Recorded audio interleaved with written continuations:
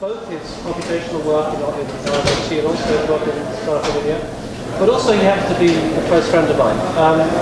So I could give you the official version of Mark's background, and there's a lot to talk about. Mark has importantly set up two very key research institutes around MIT. First of all, the Spatial Information and Architecture Laboratory, SIAL, that has been churning out PhD students over the last 12 years or so. And more recently, the Design Research Institute, which is also getting going. He's held a Federation Fellowship, which is something that only 20 in the whole of Australia are awarded to every single discipline. He has a numerous series of different awards. In Catalonia, he's been granted the honour of being what's the term? It's like a knight in Spanish terms. But I don't give you that because that's the kind of standard thing. I'd rather give you the alternative history of Mark. Mark teaches in Australia, but actually he's a Kiwi, he's from New Zealand. His father was in the All Black team. All Blacks are the rugby team for New Zealand. Somehow for a nation that's got more sheep than people, they keep turning out an incredibly good rugby team. They thrash the English every year. Even though we invented the game, they thrash us at it. And Mark himself, when he was at the University of Cambridge, was also in the University of Cambridge rugby team and in the track and field team. In fact, he got very close to getting into the Olympics that were held across the road from the Coliseum, the 1984 Olympics, as a middle distance runner. If that weren't enough, Mark was also, when he was a student at Cambridge, famous because he was building a house for one of his instructors, and would turn up to his studio on a motorbike, covered in dust of the building site, which is always a way of convincing your tutors that you know about construction. And if that weren't enough, obviously, in order to challenge himself further, when he graduated, he went to work in the Outer Hebrides.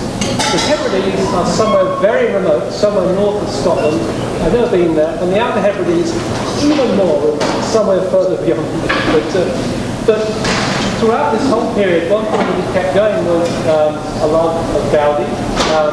As a student in Cambridge, he was obsessed with Gaudi, and he continued that. And he talked himself into a job in Barcelona, working on the Sagrada Familia. Now, if there's one project you want to go and work on for the whole of your life, it's that building, right? Because it's been going on and on and on. I think you've got another 20 years or so to go before it's fully completed.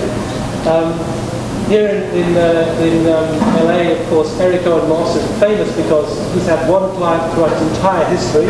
Well, I think Mark is the only person who's had one building throughout his entire history. Anyway, it's a great pleasure to be able to welcome Mark. It's also a great pleasure because everybody loves Mark. The computational guys love him for his computation, and the traditional guys love him because he's doing work on the Sagrada Familia. But I think we'll find today a combination of the two of them. So I'll say no more, and welcome.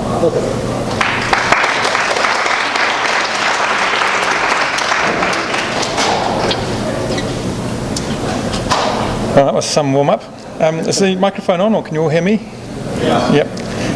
Well, I'm going to do three things today. I'm going to fulfill the promise of Neil's introduction and give you some background of the work at the Sagrada Familia. As some of you have heard me talk before, you're going to hear me talking about the same thing, so you can check me for consistency. And the third, I'm going to actually look at a brief history of stone cutting. This is the maddest lecture environment I've been in for a while. History of stone cutting over the last 10 years, just to show you how fast things are moving. It's not that you're necessarily going to be moving into stone cutting in your careers, but I think it will give you some insight about the relationship to computation and building. And in the last third, I'm going to talk about a project that we've been working on, which is, on the face of it, nothing to do with the Sagrada Familia, but I will show you that there's an important connection. So we'll just start with a video. Not that you'll be able to see it, but you can try. Is it showing? Yep. So this is, some of you would have been to the building. This is 2007, so 5 or 6 years ago, from a helicopter. And you can see that the Sagrada Familia, if you haven't been to Barcelona, is not in the centre of the city at all. It's sitting out in the new suburbs.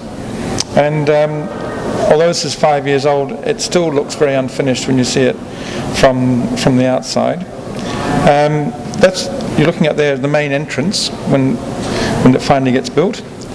And just here you're seeing the part that Gaudi built in his time. So Gaudi was second architect for the project. He joined it in 1883.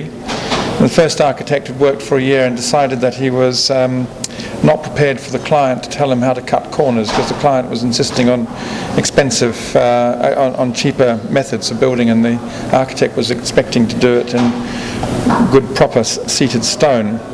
So Gaudi was involved then. We think it must have been because he was a young architect. He didn't have any other buildings to his name, so he would have been somebody you could expect to be happy to take up somebody else's plans. And we'll show that a bit about that in a minute. So what's important was he worked on it for 43 years, and in his lifetime he managed to complete just the first group of towers, which is the east transept and the apse around the back. If I just continue this a bit longer, I'll insert myself into the story. So that's the nave you're looking at on the left-hand side, and there's the missing main facade.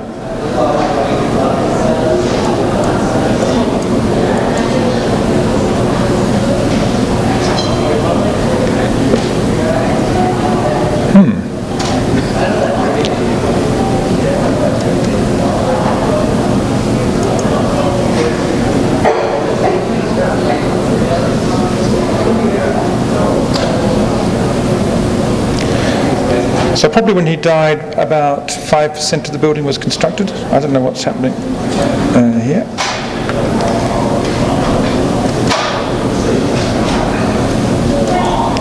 Lost seized control of it.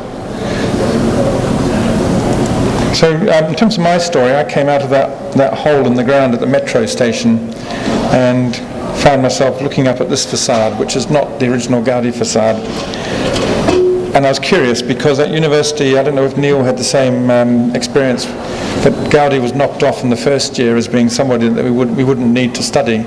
The reason being that he was possibly a genius, clearly mad, but it doesn't matter, there was no school. In other words, there's no reason to look at his work and expect anything to happen beyond it, beyond his own practice. And we certainly weren't told that the building was still under construction. My understanding was that just the apse and the original towers had been built. So when I found myself looking at this facade, I was sort of doing a double take. I couldn't work out why it was different from the photographs. And I realised there was a crane, and of course that sparked my interest in it. I did a thesis in my final year for my undergraduate degree on Gaudi, and I was curious to know whether he was an architect that would be of any interest to New Zealand, particularly because of the way he was doing a lot of fusion between different styles, such as the Islamic and Christian historical architecture of Spain. Turned out that was just a style, and lots of other people were doing it too. But it inadvertently led me to a meeting in this spot here, which no longer exists. It's the site office, the two architects in charge of the building, both of whom were about 90, 89, 90. And they had attended Gaudi's lectures, because in this workshop, which you can see down here, in the last 12 years of Gaudi's life, that's all he worked on, just the Sagrada Familia. I'm afraid I haven't got time to give you the history of Gaudi and why this building is, first of all, not necessarily his best building, but certainly it's his greatest building, and probably his most interesting building if you take social and cultural aspects into consideration. But he ended up working only on this building because he had sort of fallen out with his normal client base, and in fact in the last few years was actually living on site. And in order to raise money for the building, because he was no longer a popular architect, he used to give lectures of his latest discoveries. So young architects around about your age would go along and listen to him and actually make notes. And just as well they did, because he never wrote a word himself in his entire career on his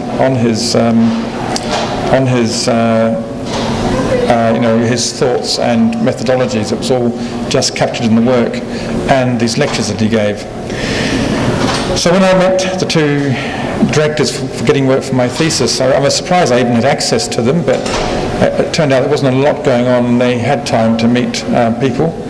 And I had the two questions for them, which were, first of all, where was the authority to continue the building, given that the architect had died so long ago, and we knew that his workshop had been trashed during the Civil War, which was in 1936, all the drawings burnt and all the other materials smashed.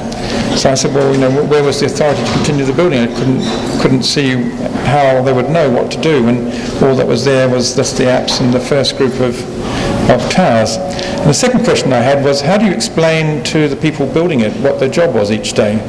Because I'd come from a plan sections and elevation type mentality and working drawings, so I was curious, how, if you're going to put a little bit of stone up here, what is the shape of that stone and how do you describe it? And it turned out I couldn't be asking these questions at a better time, because this was exactly the moment when the main body of the church was about to start construction, and they didn't have Gaudi around to redraw it. But what they did have was a whole lot of models, broken models, and I'm going to take you through those very quickly, but these broken models had secrets in them. And the good news was that these two senior gentlemen could explain to me what the nature of the secrets were, but what they couldn't explain is what to do with the secrets. And that led to an invitation to go on site as an intern for what ended up being a year and a half. If I'd gone there a year earlier, it wouldn't have happened. If I'd gone there a year later, there would have been somebody else doing it. So, interesting. So let's move on from that to just show you what it looks like quickly as a building. So that's the original facade. My role currently is to lead the team of seven teams involved in designing the main facade, and I'm not going to talk about that today. It's very complicated because the models that were built, even though they had been recovered and restored, only 2/3 of the design was completed. Not only that, down this road here, with wisdom that nobody else can understand except the Spanish government, they've put a high-speed railway line. It's 12 meters in diameter and it's 54 meters deep, and it runs within 40 centimeters, which is 1 foot 4 inches from the foundations of that facade. So it's an interesting project because the weight of it originally was going to be 20,000 tons, and now it's going to have to be a lot less. So that's what I'm currently working on.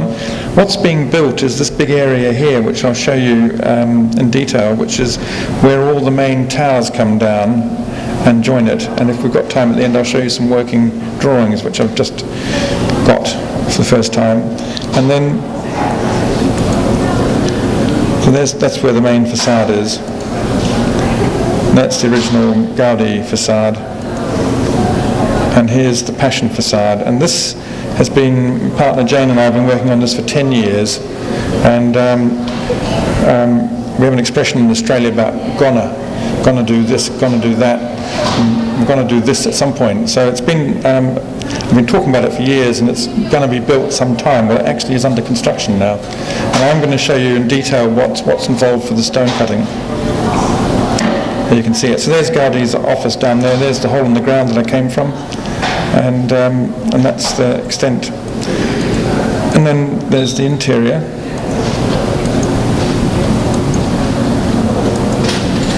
At the opening, so it is actually a completed building. Anybody who went to it before November the 7th, 2010 would have been thinking that this was a building for a long time before it would get anywhere near completion, but in fact it was completed on that date. We were told some years beforehand that it would be finished on that date, which was a pity because we used to have a different kind of system, which was we would be told, look, we want to get this window built at some point. When do you think you'll have it ready? And we would scratch our foreheads and go away and come back and say we'll have it ready in April in 3 years' time. And that changed because they introduced something called La Sistema Americana. And La Sistema Americana, I don't know if it's something you're all familiar with, but or if it's an invention of theirs, but what happens now is they say this window will be built in April next year. What resources do you need? And that's a great question if you're only one team, because you can say as many resources as you like, but if you're one of several teams, then obviously you've got to be very careful for what resources you ask for. But anyway, system kind of means that we complete on time, and that system dictates that the building will be finished in 2026, which is 13 years' time, and that's the anniversary of Gaudi's death in 1926. So that's usually the question. The next question you're probably thinking about, how much does it cost? The answer is it's a lot. If you want to have an idea how to calculate how much it costs, well, at least 4 million people visited every year paying 13 euros. That's about $18. So it's got quite a good, impressive fund. Another question you'll be asking, but shouldn't that money be spent on helping people without housing and stuff? And you could argue, yes, it could, but this is actually about cultural enrichment. But I turn the question around and say, how come this kind of project isn't in every city in the world? How come we don't all have projects that transcends generations, that have a purpose which is of a higher order than, say, a shopping centre? I digress. There's the former Pope, and you get a sense of the size of the building. If you go back to this one, the end there, that's the main facade. It's very obviously unfinished. And if you go to this building now, you'll find that these photographs taken just a couple of years ago are already old, because the stained glass has gone in for half the nave, and it's now this extraordinary pool of coloured light.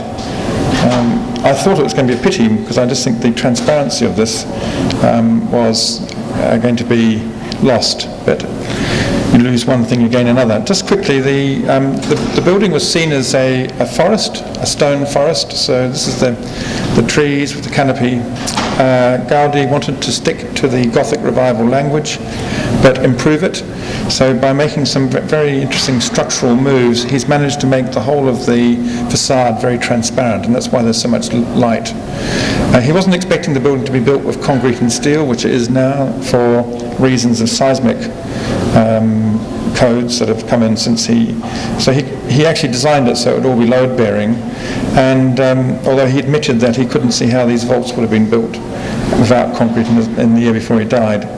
But what he did is he's brought all the forces inwards, so you've got this sort of horizontal beam running laterally, taking the forces down the second row of columns. And every column you're looking at is actually branched exactly to face the axis of the forces that it's resisting. So it's actually, that's why it looks so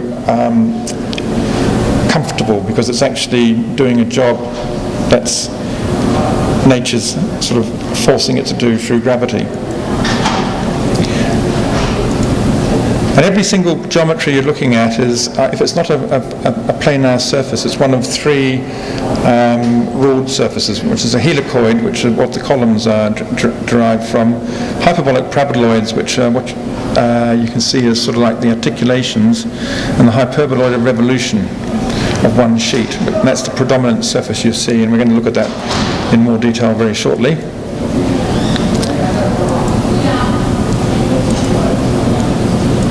And that's the effect of the stained glass around the apse. Well, that's now the effect along the whole of the building. But it only takes 5 minutes for the colours to change as the sun moves around. So we're going to see some extraordinary time-lapse photographs, I think, coming up in the near future. I've called this lecture Deep Practice because we ran a symposium at the Design Research Institute a couple of years ago, which questioned where the Marie Curies and the Michael Faradays and the Thomas Edisons and the Leonardo da Vincis are for our generation. The conclusion we've come to is that actually the problems we set ourselves now are too great for one individual to be able to solve it, and we actually have a different context. But Gaudi is at the sort of end of that period of one person being able to do everything at an extraordinary level. So we're really sort of looking at Gaudi, the architect, the mathematician, the constructor, the aesthete, the philosopher, the theologian, all here. But these are the bits of broken model. And this is a parametric model from the 19th century, which is a mathematical model of a surface, which if you try and describe it in a projection, you get this. So this is looking down the top of this object, and this is looking at it from the sides. This is the hyperboloidal revolution of one sheet. It's all these straight lines that are very convenient, because it means if you're trying to describe this surface to a builder, you just need to give them templates and they can see where representative straight lines start and finish. It's not like doing a free form. Free form is great if you're doing a sculpture and you're in charge of the whole thing, but if you're an architect and you make the whole building into free form, as Gaudi had done previously in his career, it's rather a challenge to explain to the builders what each piece of stone is going to be like. So the task I was given was to take these bits of model, which you can see here, and try and generate a version of geometrically competent version of his models that are reconstructed from these fragments. So the models were fragmented, but what wasn't fragmented was the process by which Gaudi designed. So although he had never written about it, he at least had a legacy, because all the people making the models had continued down the line from people, they were taught by people who were taught by people who originally were taught by people under Gaudi's tutelage. And what we're seeing here is this curve, which is the hyperbola. You can see that here as well. It's being rotated around upside down, this pivot, and producing these shapes, which are the hyperboloids, the revolution of one sheet. So the interesting thing is that the architect and the draftspeople and the model maker are first of all making what they don't want in order to get what they do want, which is this shape. And then these shapes are pieced together. And this is where it gets interesting, because these surfaces have a formula, and so do the curves that are the intersection. These are fourth order curves and second order surfaces in terms of the mathematics. And every set of surfaces will always intersect their intersections at a point. So that intersection, this intersection, this intersection will intersect at this point. It's a triple point. And my task was to sort of make up for what we didn't have, which was Gaudi's sort of intelligence. He obviously knew, when he was talking to the model makers, what curve that should be and how it's going to come out, because this window, just making the elliptical shape takes a 2-week period. Each of these other surfaces take a day, but to make the whole window like this is 6 months. And the idea was to take the fragments of model, find out where the triple points were, and see what combinations of surfaces would yield the appropriate intersections and the appropriate triple points. And what would happen is I would work without a computer, because this is 1979, I'd find a way to get that triple point to work. So that's 1, 2, 3 surfaces accommodated. Then I would try and accommodate this surface up here and get this triple point to fit. That would require some adjustment in these other 2 surfaces, and of course this point would move off. So it was like squeezing a balloon. So when I was there, the 2 senior architects knew the process, they knew the outcome, but they didn't know how you would draw this to speed the process up, and nor did I. So that was my first boss, aged 89, and I had to work on 3 projections at once. Because what had happened was, and this is the window that we're going to look at in a bit more detail, and there's a surviving photograph of it. There you can see the line of intersection, there you can see the triple point between the 3 intersections.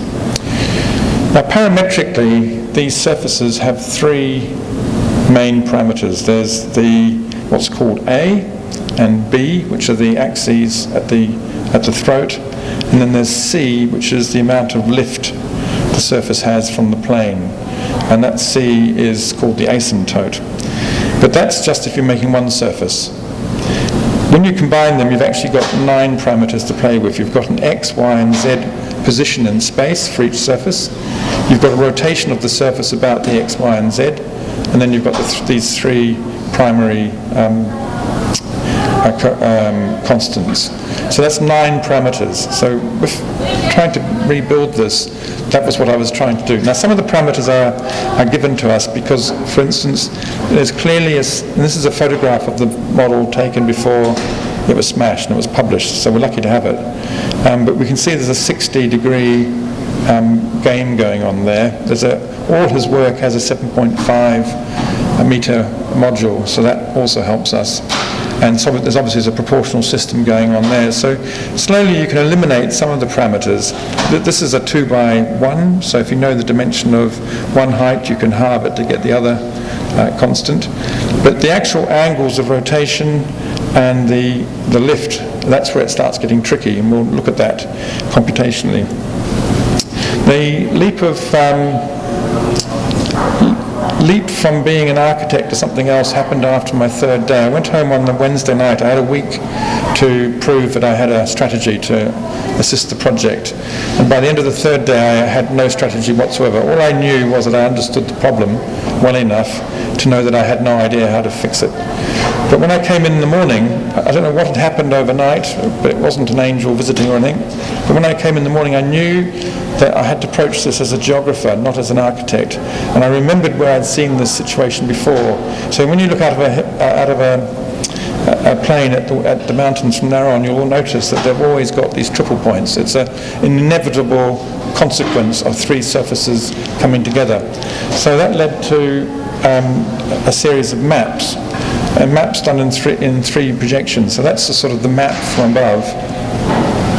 And you see what I'm doing here. I'm making contours which are 10 centimetre intervals above a notional plane in the centre of the window. And then where these contours intersect, I can start getting an indication of where the intersections are. And there's the triple point. And there you can see a dimension which is confirming that it's the right height. They do look like computer drawings, but I assure you that it's 10 years before I even touched a computer that I was doing these. In fact, as the director has now become the emeritus architect as of September last year, I now am the person who's worked on the project longest. But that's not the most interesting statistic, is I'm the only person who's worked on the project analog and digitally. So I'm always very proud of my hatching, but this is a skill not a lot of people have. But I hatched like an angel, and I can remember hatching, and it did my eyes in.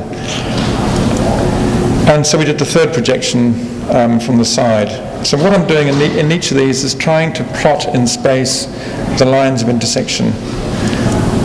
And then we would do something like this. This took exactly a week to prepare using a calculator. It's looking up at the ceiling with one of the column capitals intersecting with the vaults.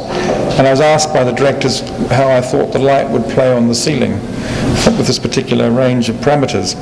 And that, as I say, took a week to do. And you can use Rhino and have several light sources rendering it in real time. So in a generation, we've gone from sitting there with a calculator and a pencil to being able to do it all in real time.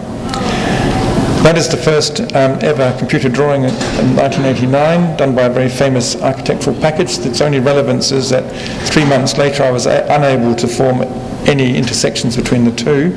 And happy to say that that's 24 years ago. We still can't use the same package for the purposes of the major task on the project. The working drawings were simple. It's basically a schema. You show the plaster model makers where each of the hyperboloids are located dimensionally, and then you give them this drawing which allows them to draw the hyperbola, and then they can spin it around the plaster. And what's very curious, I saw these drawings relatively recently for the first time, and they're absolutely covered in little calculations. And I just remember thinking when I was there in my year out, having just done my first degree, it was so different from anything I've been taught that when I went back to university afterwards, I forgot about all this and just put it in the sort of the drawer of strange behaviour, and went back to the dominant paradigm of late modernism, to my eternal regret.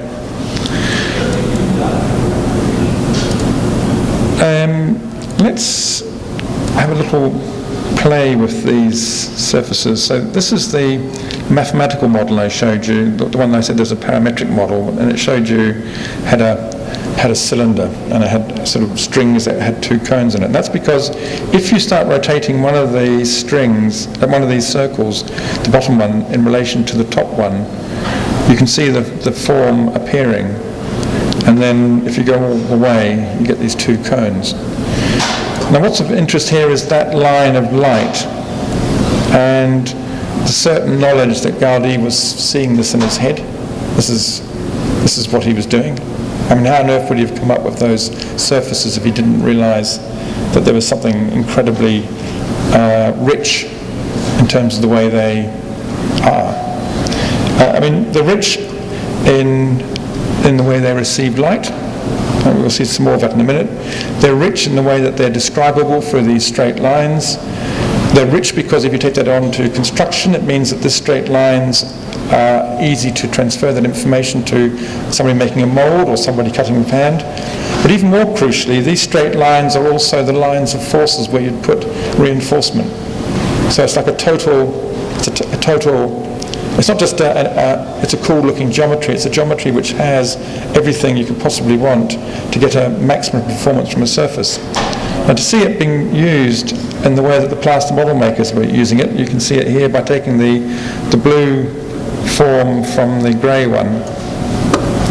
And if we just swivel that round, there you can see it's the absence of the blue form that's giving you that. Well, you can go there and you've got not much potential there, but somewhere in between. And I won't labour the next points, I usually do, but here's what's going on. All that's happening here is one parameter is being changed in this elliptical surface here. It's rotating on the x-axis, and this one here is swiveling around on the z-axis. That's all that's happening. So we're not playing with every parameter, we're just playing with one parameter of the 9, and look how much you get from it. Now if you just focus now on that area here, and you just see what happens to the curves, you can see that sometimes the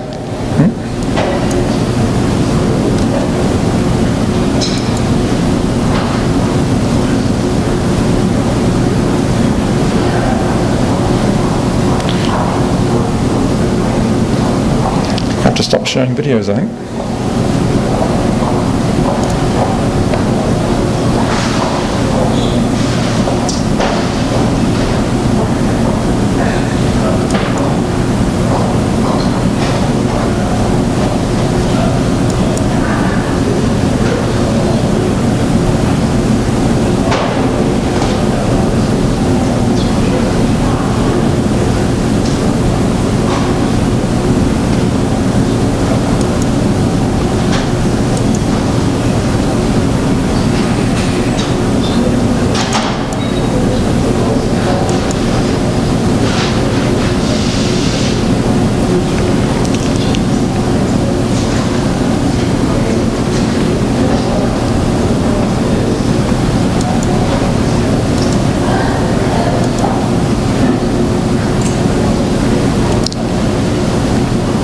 So, the curves, just around that area there.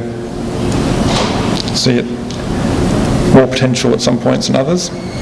I didn't play this one either, I'll just do it by hand. What we're comparing here is the digitized model, that's the original Gaudi model in white, with the orange, which is the parametrically altered model. Now, this is work from 1994, so it's almost 20 years old.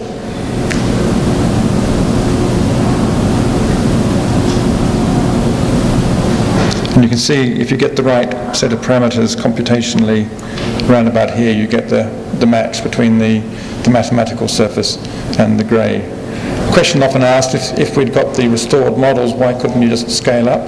The answer is that we really needed the mathematics to be precise. You could tell from the way that just that swiveling animation before, you didn't need much to get a profound change.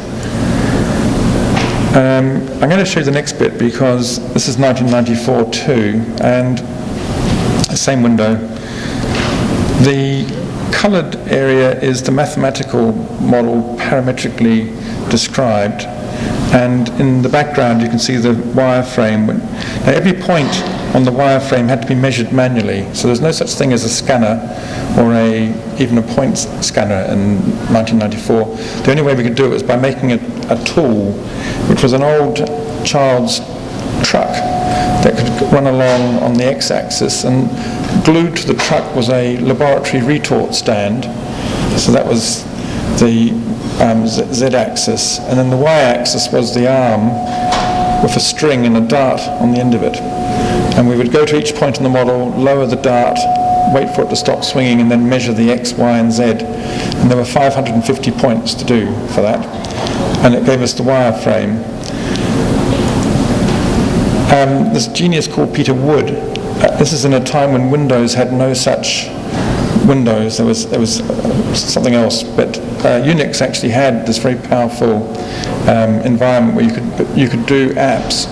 So apps, which seemed to be such a new thing, in fact you could do apps 20 years ago. And this is an app that would allow us to read a data file which has all these points measured. The data file would come in, and then we could, so you choose a data file, there are all the points and their measurements, and you could choose which of the two genetic algorithms you were going to use in order to find the perfect or the best fit surface. So when you click process, what it does is it gives you the ideal values for A, B, and C, the origin of the center point, and the rotations that match closest to that group of points.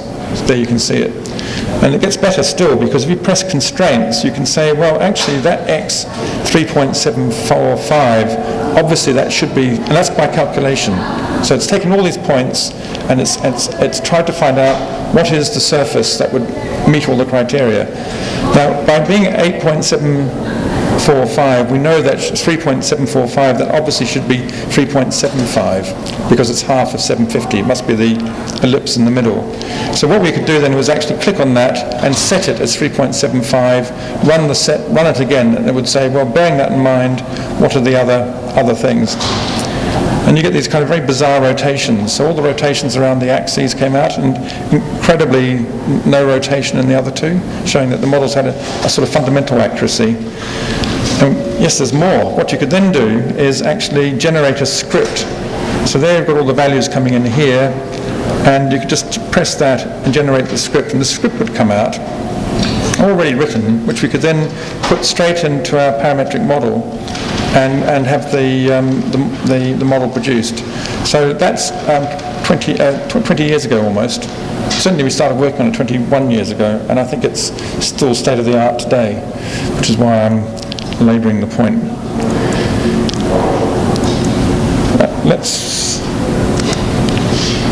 I've lost my timer now because I had it going perfectly, so I don't know how long have I got now. Right, another half hour? Yeah. It's cool. So I'm on to the next bit, which is what's happening at the moment. So very quickly, the history of stone cutting, as I understand it, in the last 10, 20, 15 years. This window here is the rose window. It was actually the task I was given when I first went there in 1979, and I couldn't find a solution for it. So when we returned to do it in 2000, there was at least this aeronautical software. We're now using CATIA, which you've sure heard of and some of you would have used, but it wasn't very common then. Can I just say that all the work we did in the 1990s involved software that cost $150,000 per copy, and the computers cost between $50,000 and $100,000. So it's almost $250,000 to do the sort of work. Fortunately, we had access to the machine in the university, and the software was lent to us by the various companies. But that's why architecture wasn't able to make use of the tools. Because what I'm showing you is really the potential we have had for over 20 years that we could never properly realise. So this window, same process. It's a window that hasn't been designed by Gaudi. It's one we've extrapolated from the other windows that we've been working on. So you take the form, you take the thing you don't want, put it there, take it away, and there you can get all the triple points emerging. Here's the parametric model. for it using something called CADS5. If I was showing this work at the time that we were doing it in year 2000, no architect would have been able to recognise the environment because it was very unusual. It's an engineering environment. But they certainly wouldn't have recognised the technique, which I'm about to show you, because this wasn't actually the model that we were working on. What we were working on is this. So the whole window which you're looking at was actually built from Excel. And the spreadsheet has all the parameters in it, and each one of those A, B, C, D is referring to each of these hyperboloids down at the bottom. So these would just be tinkered with, and then you would press a macro button and it would write a script, and the script would then drive the model. So we never once put our mouse over the model and moved anything. It was just built from the script. This is kind of interesting because it meant that not only were we working with a parametric engine, so-called, we're actually working with scripting on top of it. But better still, I think, in terms of where we are now, the script was actually being written by a script. So the script that drove the model was not scripted by us, it was scripted by the program that we'd written to produce it. It's a very good way to work. This is our environment, just in its sort of historical lecture, 2000. You couldn't really render these models. If you did, it just took so much time on the computer. So we're actually very adept at seeing what we're looking at just by looking at this. So this is the window, I hope you can tell. There's the big opening. But Mr. Mayo, who you're going to be introduced to, is the late Mr. Mayo, was a 78-year-old stonemason from northwestern Spain in Galicia. And we had 6 weeks to produce the design model for the project. And from that point onwards, the idea was the project would start construction.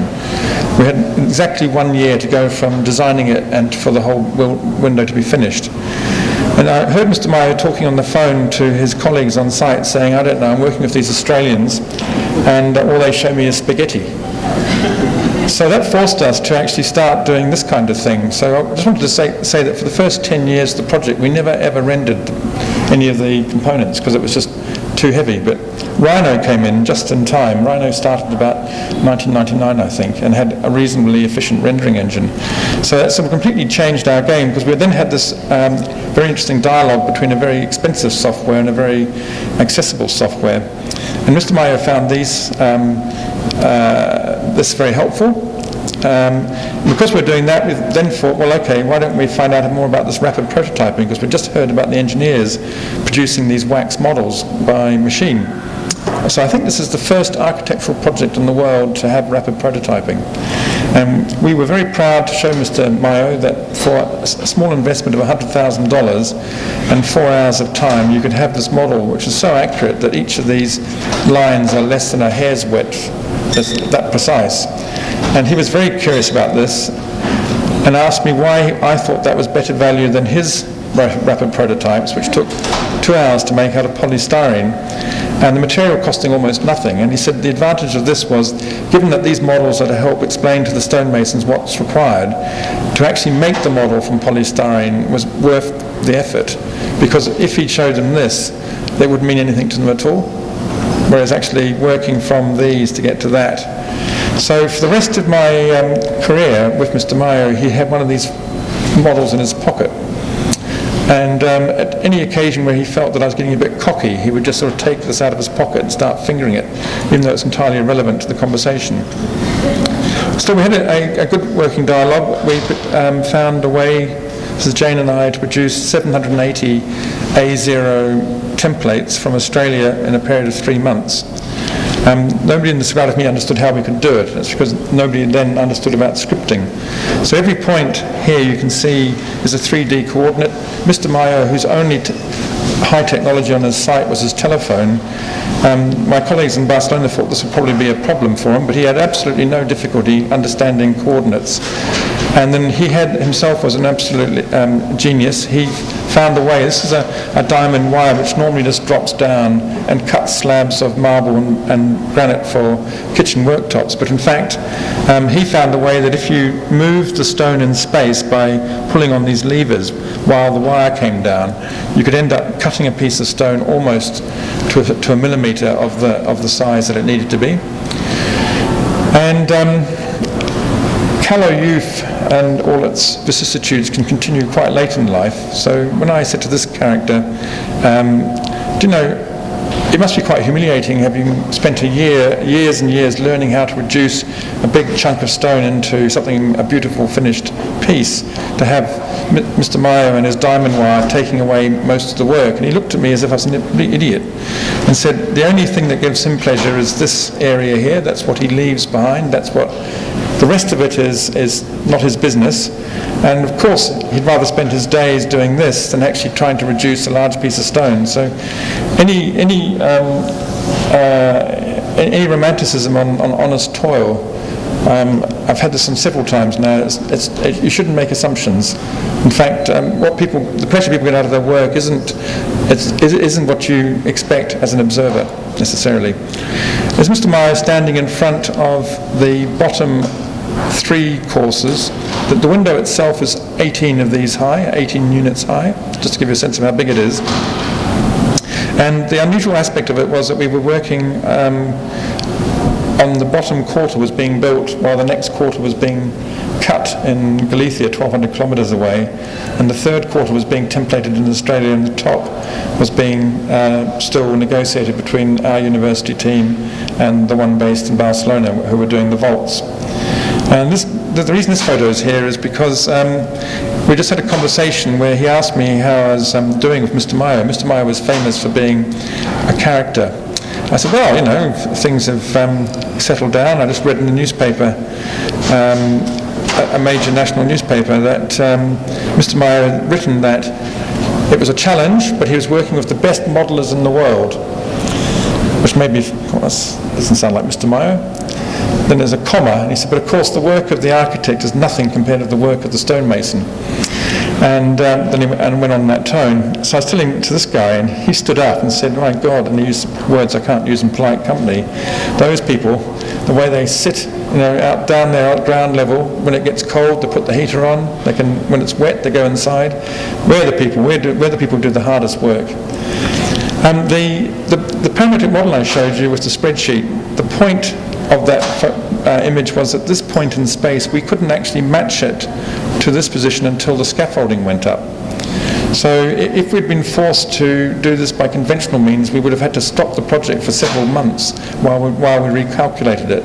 But because it was all parametric, all we had to do was fiddle with the spreadsheet, and in less than a morning we were able to get from the measurement here at this point, so that you didn't get, you know, it'll look a bit odd if it was chewed up or whatever it is. So if you're on site, looking up at the window, do observe, please, how every point exactly meets. One of the failings of the project was we assumed that the system wouldn't work. This was the first time that Gaudi's system had ever been applied to cutting stone. So this gap here, which is meant to be 10 millimetres, is 10 millimetres. It shows that there's absolutely no need for the tolerance at all.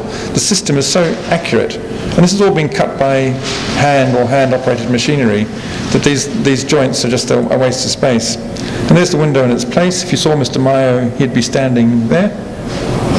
Remember? I love the way the project's so big that even things which you feel are very big because you just spent a year of your life on them, you realise that with appropriate humility that they're actually just small components.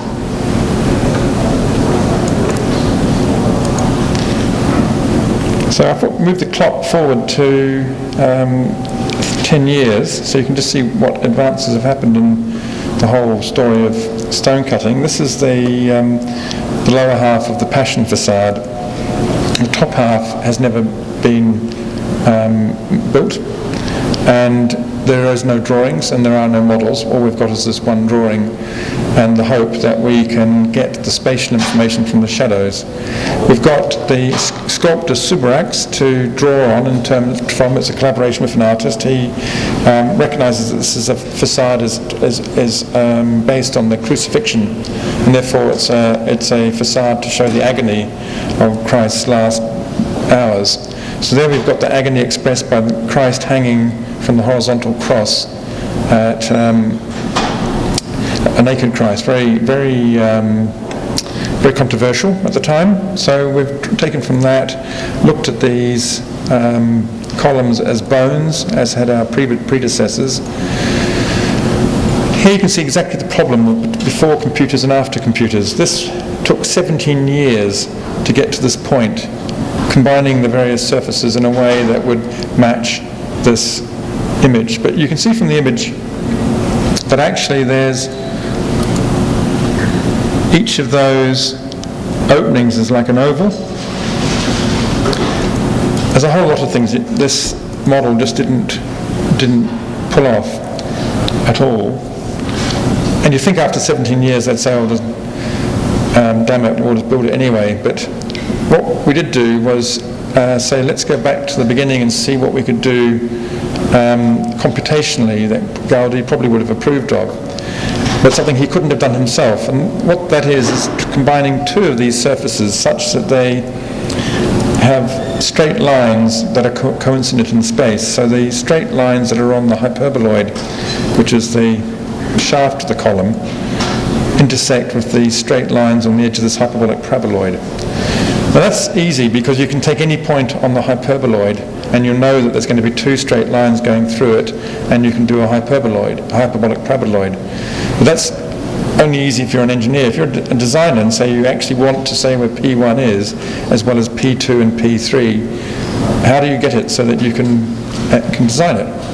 And the answer is you can't unless you work with mathematicians and computer programmers in our case.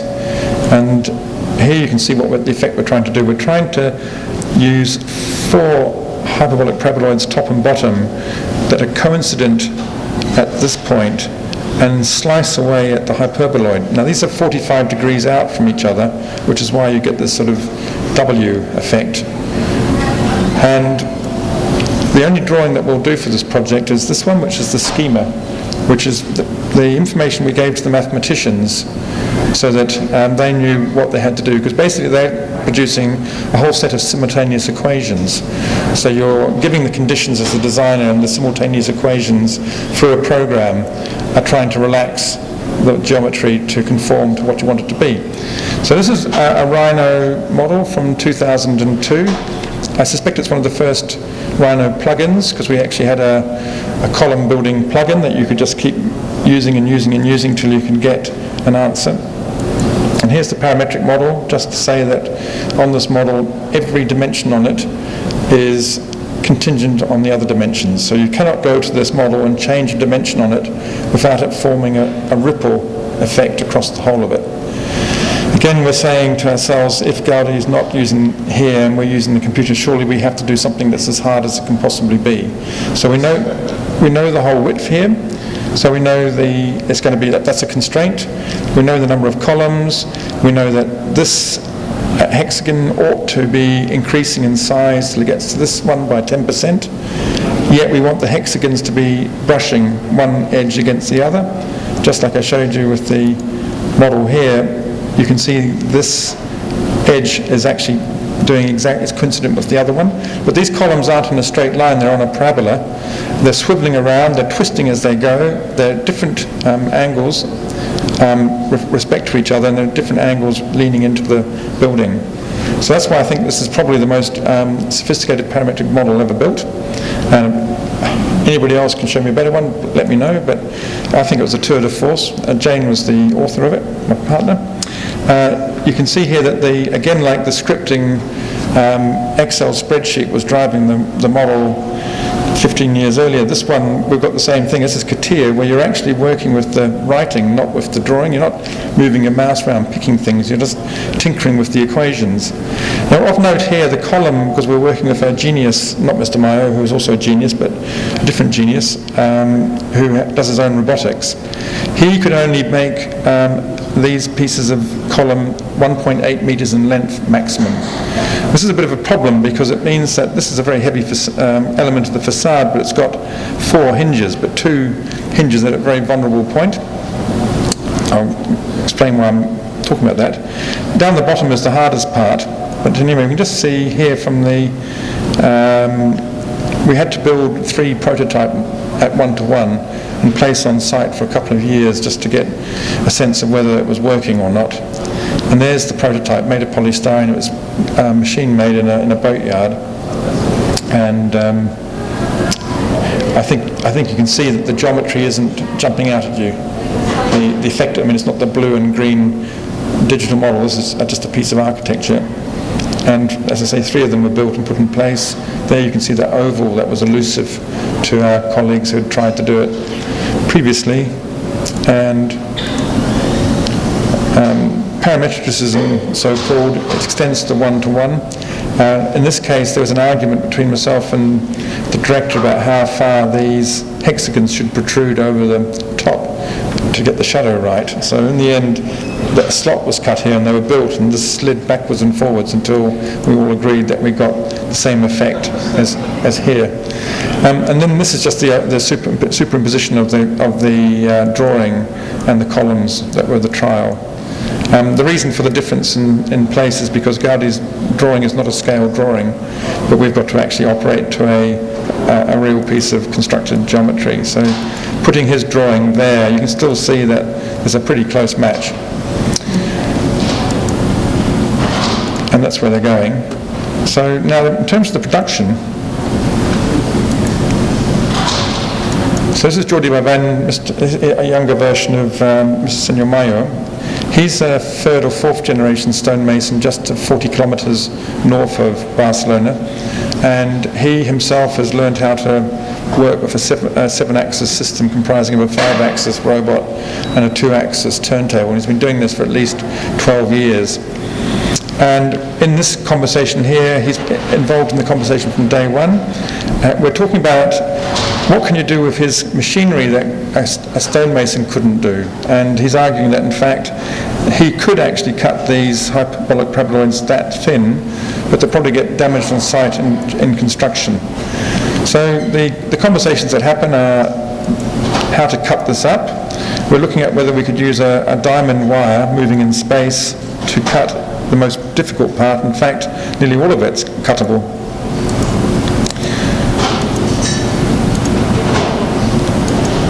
But in fact, the diamond wire is just constrained to cutting this blank out. We now parametrically design the stone from the quarry, so each piece of stone is cut to order. So that piece of stone there has been dimensioned to come from site. Brought to Mr. Senor Baban, there's the diamond wires, taken that piece out, and we're trying to reduce the work for the robot. And there's the robot, and there's the, that's a good idea, isn't it?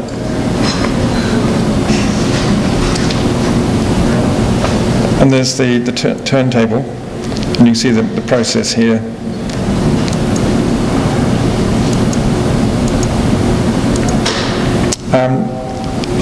Trying to show how you can make stonework simple, but I'll just put the counter case. This machine here is doing core bits to try and speed up the ultimate. The aim is to get this hollowed out so the concrete support can go in there because of the cantilever. And each of these core bits takes 3/4 of an hour to drill down through there. So you can count for that. That's several days' work just to do one half the hexagon. There's two halves obviously, and there's 36 of them.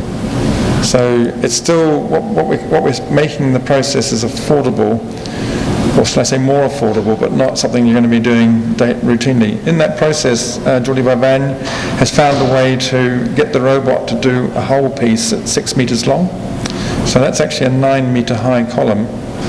That's sort of 30-something feet. And this guy, Tony, is one of the tallest in the office. He's 183 centimeters. You can see just how big it is. So that's the state of the art. Now, in the remaining time, I was going to quickly take you through another project which has got nothing to do, apparently, with the building itself, but it's got everything to do with how to take something from the Sagrada Familia and use it somewhere else. Because there's a tendency when I'm doing my Gaudi Sagrada Familia lecture, it's about, if I was doing a Sagrada Familia myself, I'm getting a good lecture on how to do it. So what I want to do is just talk about how to take things from the project and use them somewhere else. So this is the responsive acoustic surfacing project that we ran with Smart Geometry 2 years ago. And there is a written account by Pucci Boada, who's one of the Gaudi's disciples, that Gaudi had decided that the reverberation time as a consequence of these surfaces You can't reduce the reverberation time, but you can make it a better quality sound. And he felt that these surfaces would have some effect. Now the acoustics the science of sound and acoustics turns out to be very well understood for absorption, but absolutely pathetic in terms of reflection. So next time you're in a noisy cafe and you're thinking, how come the architect didn't get it right? It's relatively easy to make a very dead space by just putting a whole lot of velvet curtains up and absorbing the sound. But to get the right kind of brightness of the sound, but at least at a level where people can still hear each other talk, there's no science for it yet. It's very, very, very behind it. So we were working with Brady Peters, who's at Copenhagen, who used to work with Foster's as their acoustics guru, and he has some tools. So we've set up the project to test whether or not using these surfaces would in fact make a better acoustic. So you're familiar with all this. So in 4 days we had two things to do. We wanted to simulate computationally the effect of these surfaces and test it. And we also wanted to build a full-size mock-up where we could actually physically hear the difference. So, and that's the mock-up being built on behind you, and here's all the team busy on the computational side. Now, what we had was a software tool where you could use all these hyperboloids revolution and just subtract them at will. And then we had this other machine which Daniel Davis built, which would actually simulate where the sound would go when it hit the surface using Rhino and Grasshopper, would you believe it? And the idea was to produce a 20 centimetre diameter disc of these surfaces that would then go into, that's what they look like, into Brady's box. He doesn't call it that, but it's an artificial living room at 1/10 scale. But it's a very interesting living room because no two walls are parallel. So it means that any sound that's in there is not bouncing backwards and forwards, it's doing it, which is great because you can then put this, it's all calibrated, so you can put your surface on there and have the sound bouncing around and understand what's happening in terms of the reflection. So this graph shows there's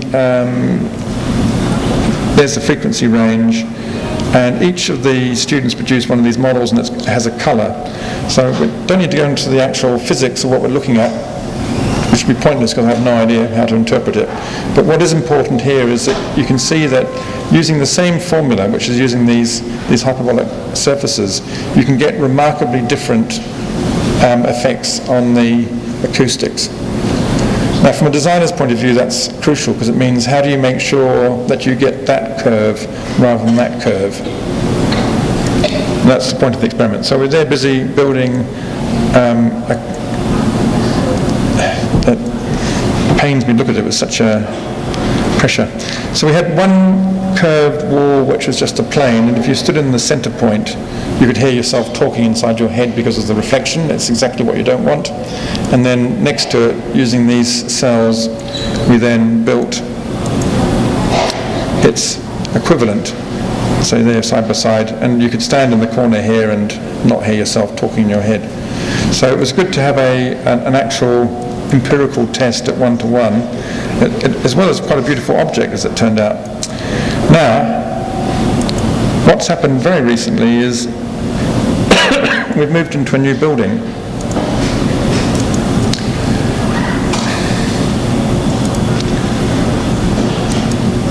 And this is called the Design Hub. We're on 9 levels of studio space, which is 10 metres wide and 60 metres long. And there is no possibility whatsoever of compartmentalising the space. The architect has actually gone out of his way to make it impossible. There's actually another space which is the same length, which is 4 metres wide and 60 metres long. Well, during the construction process, the natives started getting a bit restless, and there was a concession that there ought to be some kind of means for a private conversation to take place. And so the Property Services Department came up with a box you could buy in a shop called a sound pod, and it was $28,000 US. and unspeakably ugly given the beauty of the space that we've been given. So we persuaded the university to give us the money instead, and we would build something that would accommodate 8 people. And our brief was that it can be connected to the ceiling, it shouldn't have a ceiling, so we can still use the air conditioning that's already in the building, and also it shouldn't have a door, because there's nothing worse than having to open.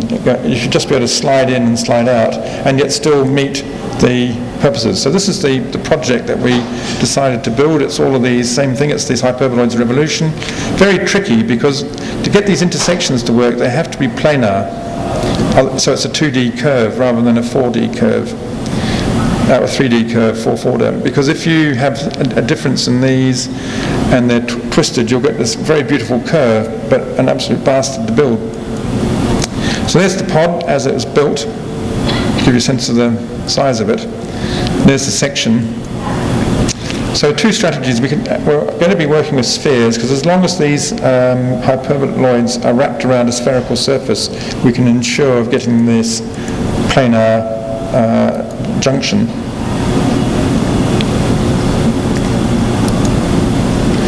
So you can either have a concave or a convex. In the end, the concave version was approved because it gave more opportunity for activities to happen around the pod, so the pod wasn't sort of too dominant. Now, the interesting thing, you can see it's an adaptation of the thing we did in smart geometry, but because Brady came over and ran the workshop, we found that to tune the quality of this reverberation, you needed 3 different materials.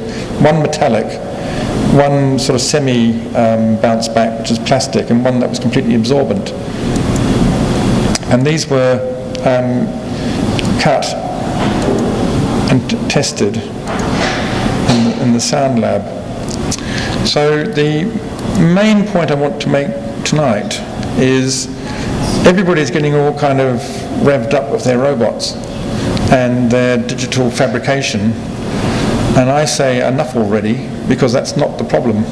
That's the only literally touching the top of the iceberg. The problem we've got is digital assembly, and it's the major difference between the construction industry and the automotive industry. It's all very well taking a robot and doing a lot of sophisticated programming, so it does all its gymnastics and does the thing again and again and again with precision. But there's 185 cells to this project. They're similar, but they're all different. And we know for a fact that if we coded the robot we have to build this, do the assembly, it would have taken longer than to build it by hand. So that's the challenge we have, and your generation have, the younger of you, is if you're going to get into the robotics, think beyond the fabrication. It's the assembly which is the challenge. That's only when we get that tackled that it really starts to hum. Otherwise, I think we're sort of fiddling. That's meant to be controversial. The formers meant that we could spin the aluminium shapes. We could heat form the plastic. It's a gorgeous matte white stuff, and then assemble it. And it took, I think, about 4 or 5 people 4 days to build it. It took quite a lot longer to make the cells, I have to say. The third material is this one. This is actually a felt made from recycled plastic bottles. It's an Australian invention. And our invention was that you could actually, at a temperature of 90 degrees, you could soft form it onto formers. And then another thing, these pieces of plastic here are transparent, except when you see them at an angle, and it's got this extraordinary colour to it. If you put LED lights around the perimeter of it, there's nanoparticles in the plastic that flicks the light at 90 degrees. So when you see it built, which is coming up, there I see it. These concave spaces mean that it's not exactly an aggressive assertion. It's quite the opposite. It's very accommodating for other. And since these photographs, it's now got everybody spread around it. Blue on the side facing the window and grey elsewhere. There's the lights that are on.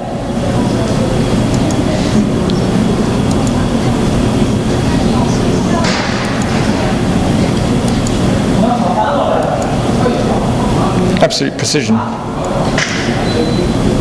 And there's the lights are off, and there you can see if the lights are on. So you look at that circle there. I'm sorry. Or that one there rather. No, that one, that's the light.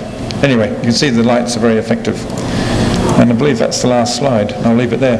Thank you very much.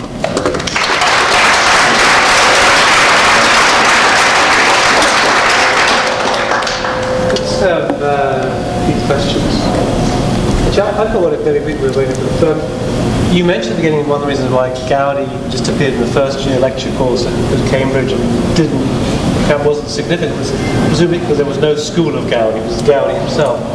And I guess, well, this time last week we had Manuel Delanda here, and he was talking about what he often mentions Gaudi and Friotto as being two historical figures that need to be kind of redeemed in some way, because they were always ahead of their time in terms of the kind of the logic of morphogenesis and many other sort of principles. If you put that alongside the kind of computational techniques that we have today, would you say that there's a chance, and I guess maybe this is an indication of that there might actually, that Gaudi might spawn a kind of Gaudi school, or is there, what likelihood is there of being there? The likelihood of there being a second Gaudi is slim. When you think about it in the history of our culture, there's not many people who've got that holistic, I mean, if you look at our great architects today and try and analyze what they're offering, you'll find that they offer a lot in certain areas but not much in others.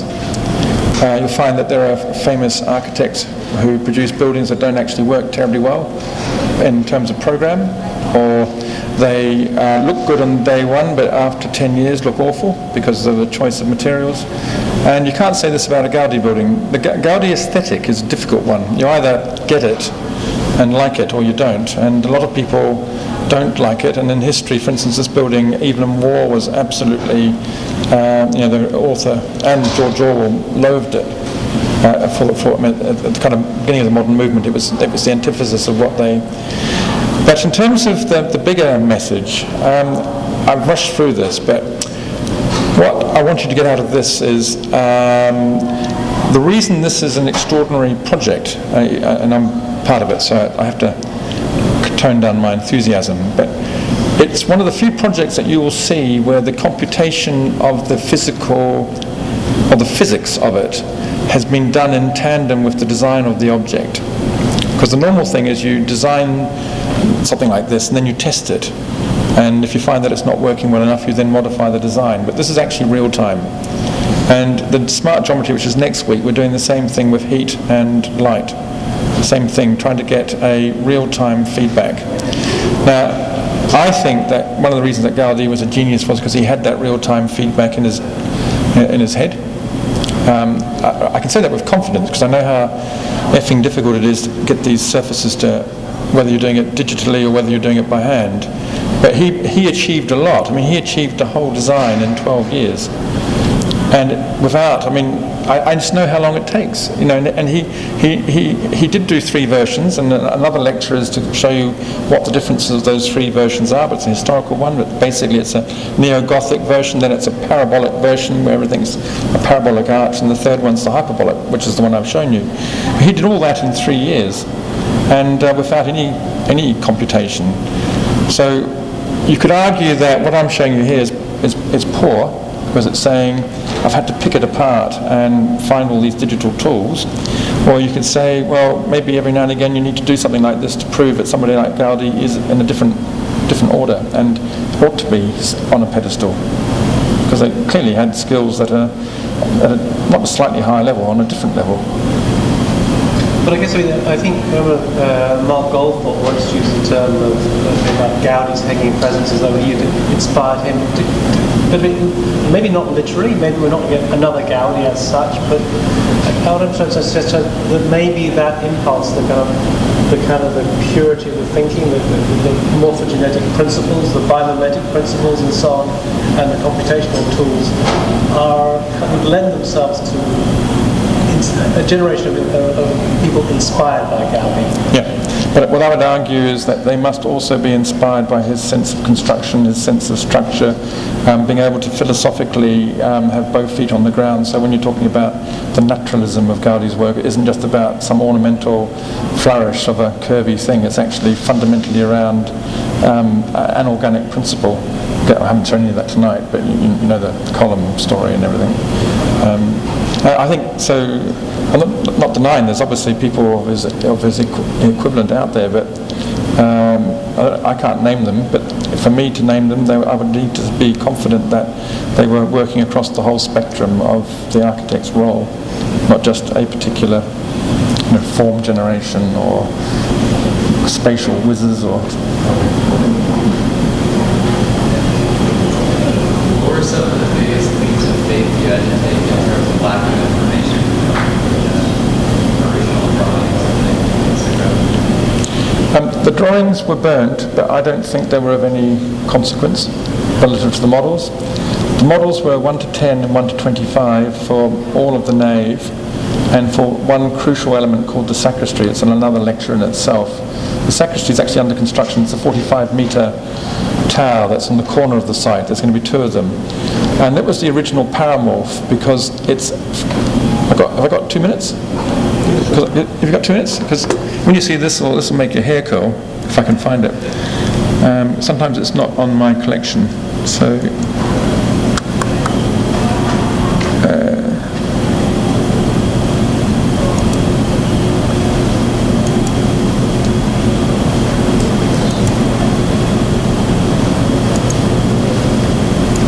I think I'm going to...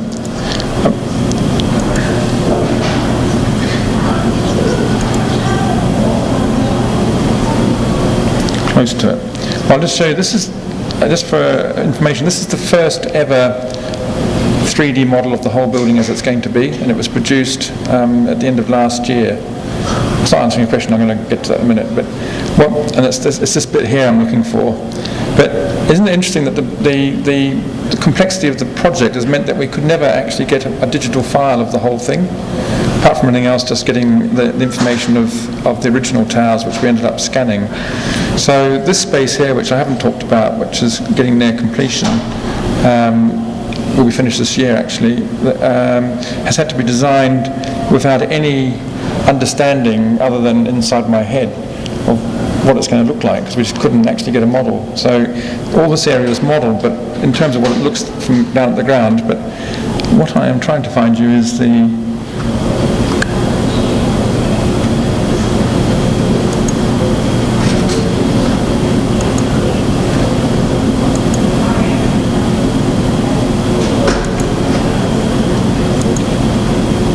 No, I'm afraid I've eliminated it. I thought I'd have at least one model.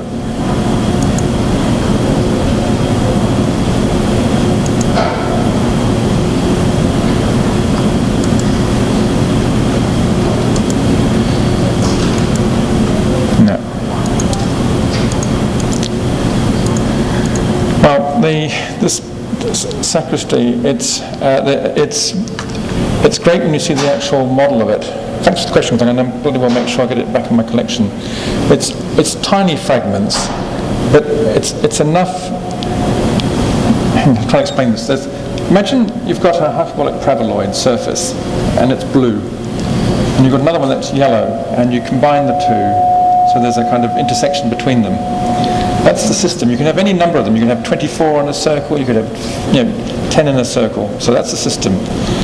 And if you take a cut halfway, so you actually get a kind of, he's actually engraved that in a piece of limestone, which we don't know why, but that's how it used to be done in medieval times. You'd make these trays, they're called, in limestone. So that survived the fire. And the concept is there.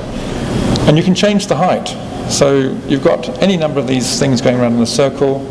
You can change whether they're very deep or whether they're relatively flat. You can change the height. And that one tower is actually what we call the paramorph. It's the kind of archetype for all the towers in the building. So the bits he didn't model didn't matter, because he actually left this extraordinary device. And so every single tower in the building, apart from the ones around the perimeter, are from there.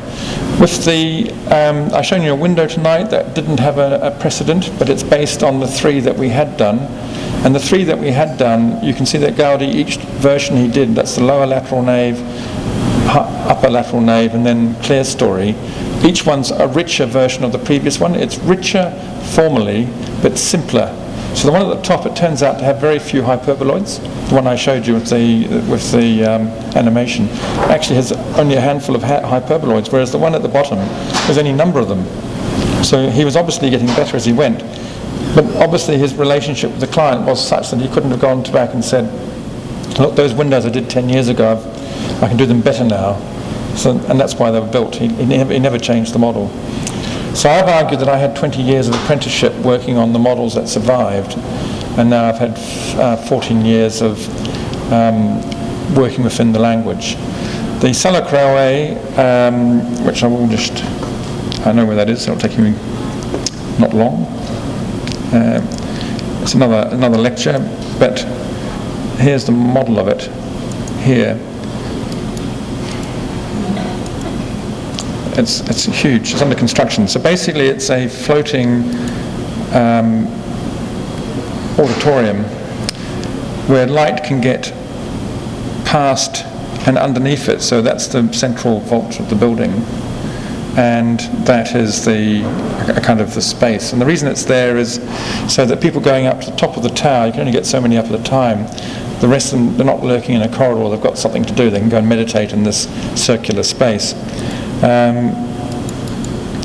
There it is there. So fiendishly difficult conceptually, and all we had to go on was this drawing here, which is unhelpful because he's hatched out, and I might say the hatching isn't as good as mine, is it? And so it's a bit of a furphy, what is the nature of that? Well, that's always been seen as being potentially an auditorium space, but it's probably as a consequence of the geometry. So that's an area where this tower, the shape of the tower is drawn from the paramorph down in the corner, so that's all clear, but everything that happens in there is completely our intervention, and we will be criticised for it. That's all there is. So it's quite good because at least part of my career have had some opportunity for expression. Yep. Have you reached a point where you think that using your tools and production you can create something more complex than Gaudi could have imagined? And would you have the leeway to continue building that? I never plug my books, but I have written something called Scripting Cultures, and I attack that. I answer that question, but probably attack the sentiments behind it, in that I think the urge to complexify things, or complicate them at least, ought to be met with an urge to simplexify, as opposed to simplify. And simplexification, it is an actual word. It's one that I think everybody in the room who's confused should look up, because that's much harder. We can all make things complicated relatively easily, especially when we've got these software tools, and we can borrow people's scripts and cobble them all together and get extraordinary things coming out of them and feel we deserve a chocolate watch as a reward. But actually it's much harder to do the opposite. And I'd like you to think about what I've shown you there, just a simple set of geometries producing an entire church the size of a cathedral. That's the opposite. That's simplexification at its most fundamental. And the reason he did that, it wasn't his instinct. And another lecture I could have given would be to talk about what went wrong with his other projects. I used to do that quite a bit, but then halfway through the lecture I was still bashing on about Casa Mila. But the La Pradera apartments, that cost 4 times as much as it should have done. It took 4 times as long, and by the time it was finished, he was out of his sort of vogue period, and so the client had no end of trouble and refused to pay the fee. If that building had been half built when he died and the model smashed, it would have been unfinishable because it's a free-form building. So that isn't the case. I mean, he successfully built a free-form block of flats that's 7-8 stories high. But there is something about the use of geometry where you use it as a language rather than simply as a facilitator. And I think that's what I would say, that the next genius is somebody who's able to simplexify more effectively than the last one, as opposed to just make something complicated. comparison between the two projects in terms of freeform versus kind of parametric parameterization of geometry, what do you think Gaudi's, I guess, paradigm shift was in terms of realizing that? Why or when? Both. The paradigm shift occurred at 1914. He had Park Well had come to a very sticky end. Not a lot of people, when I'd asked this, most people don't seem to realise that it wasn't designed as a park. It was a housing development for 60 houses. And all he was asked to do was provide the infrastructure. And only 2 of the houses were built by the time the client's children, who had taken over the estate, even though the client was still alive, refused to proceed. So and then they ended up a few years later gifting it to Barcelona. So it became a great park, but in fact it's an absolute failure because it's meant to be 60 houses in a gated community, effectively. Colonia Güell, which is my personal favourite, it's the hanging model church, took 8 years to model the building, to make that hanging model, and 6 years to build the crypt. It's still, for me, the architectural space that just doesn't matter how often I go in there, I just get this, extraordinary, it affects me a lot. And that's just the basement. But there's nothing else above it. It was never built. And that's also brought to an end in 1914. And then you've got Casa Mila. It did finish, but he was being ridiculed in the press. There's cartoons of him attacking, Mila's attacking him, that's the client's attacking him with a walking stick, and Gaudi's attacking him back for a hammer. There's pictures of it used as an aircraft, an airship sort of station. I mean, all these things all happened around 1913, 1914. So I think what happened was, he was ill. He got brucellosis, and he was up in the Pyrenees, lying on his back for months, looking at the ceiling, I imagine, and just thinking, well, he was pretty close. He almost died apparently, but he survived. He must have been thinking, well, if the Sagrada Familia is this far behind, how on earth is anybody else going to finish it? I'd better rationalise it. So the question really is, was his motivation purely pragmatic, or had he realised that in fact a language based on geometry suits everybody, that you can't just work as a sole author on a project the size of a cathedral and expect all the free form to happen, because clearly it wouldn't.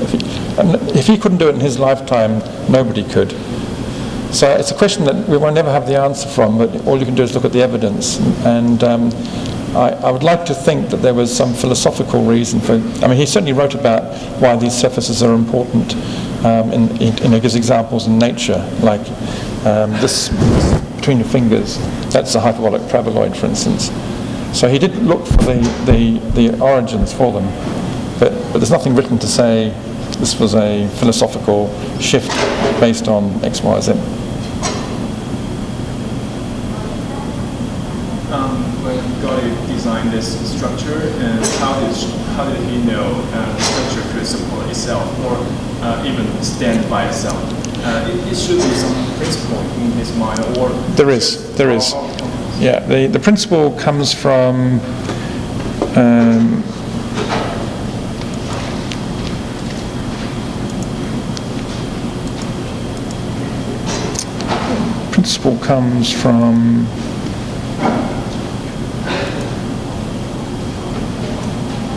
this.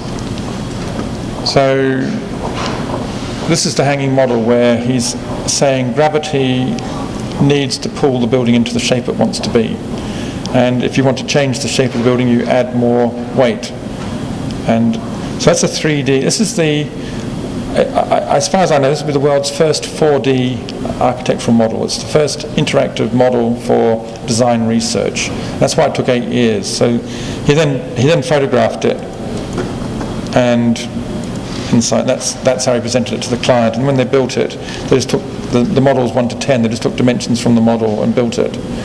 Now, for the Sagrada Familia, he couldn't use that technique because he was using a Gothic plan that he'd already been given, and obviously the regular bays of a Gothic cathedral are not logical structurally if you're using gravity. So they would have had. But what he did do was draw from this the static principles. And I haven't got a picture here, but there is in a book published in 1928 a diagram, the force diagram, with all the loading, which is a 2D static analysis. You often read people confusing this model with the Sagrada Familia, and the Sagrada Familia doesn't help because it has a kind of hanging model of the nave actually in the museum. But it's absurd because the hanging model would have actually forced the building to be different. But what you can do, as long as you're prepared to use unequilibrated structure, you can optimize to be as effective as possible. So not one column, including the central columns, are vertical. They are all aligned to a static, an inverted static analysis. And in 2000, they used a finite element analysis package to recalculate, and nothing has changed. So Gaudi's calculations and design for the nave, nothing has changed. It's the same configuration. And the drawing is easy to find. One more question is that just look at your Voronoi space and think about in the future if we building the large scale. I think you should have some method to test Voronoi surface to support. I don't think it's a Voronoi surface, that one. They're hyperboloids, not cones. I haven't tested. It may have the same effect as a Voronoi, but it was not. It was a Voronoi solution wasn't what we were looking for at all. Okay.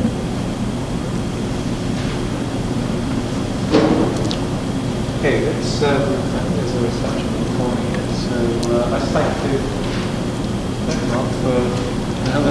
I've heard so much.